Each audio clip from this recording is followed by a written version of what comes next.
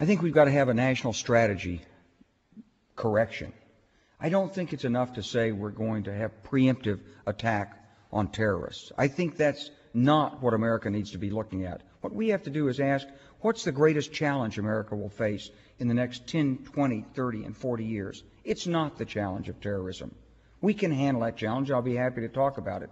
But our greatest challenge is how to live, compete, and protect our values, our freedom of action, our economic security in a global marketplace where we're no longer the largest economic power. Now, we are right now. But if China is growing 9 or 15% a year with 1.3 billion people and growing, if India is coming alive with another billion people and also promising growth rates of as high as 9%, scale has its own value. I used to teach economics, and if you don't believe in the power of large enterprises and scale, look at what Walmart's done.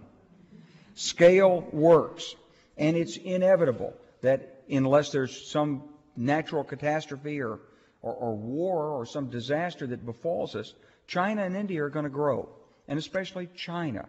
As they grow, they will accumulate technology. They will build great universities, strong businesses, develop new ideas. Some of those will be converted into military power, and others will be converted into market power.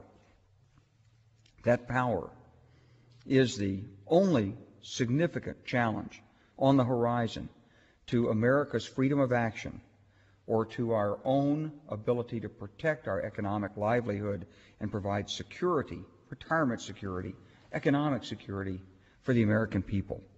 I'm not suggesting a policy of confrontation or conflict with China. The opposite is the case.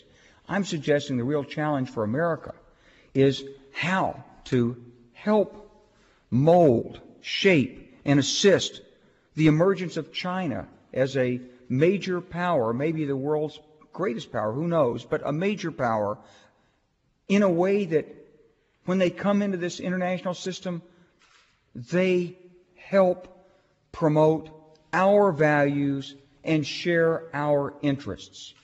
In other words, I think we have to have the aim in mind that we're going to work together with China and other countries to make it a better world.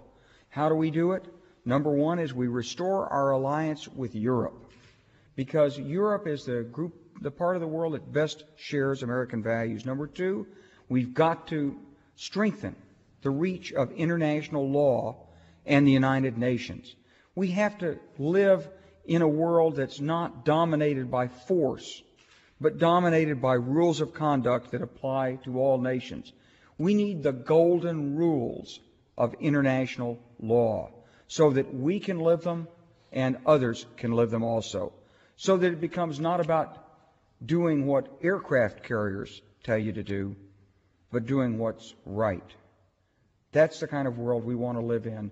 We have the preeminent power in the world right now to set those conditions and move us in that direction. And we have to work more with India, the world's largest democracy. We need to turn our attention at home and fix our education and healthcare systems so we're not driving American business offshore. We need to create a better business environment in America for high technology, invest in growth areas like alternative energy and environmental resources, and we need to give back to the American people. We've given back in the past. In 1862, the Homestead Act, the 30-year home mortgage, the GI Bill after World War II.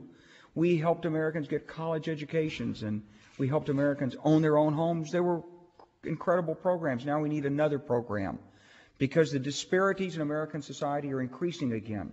The wealthy are getting wealthier. Middle-class people are struggling, or worse. It's time to give back and lift up people. Our greatest asset in America is our people, their talent, their diversity, and our aim has to be to help every American be all he or she can be. That's our goal. That's the way we're going to compete. If we do that, if we have these ideals and live with these ideals, we will cope with the challenge of militant Islamists.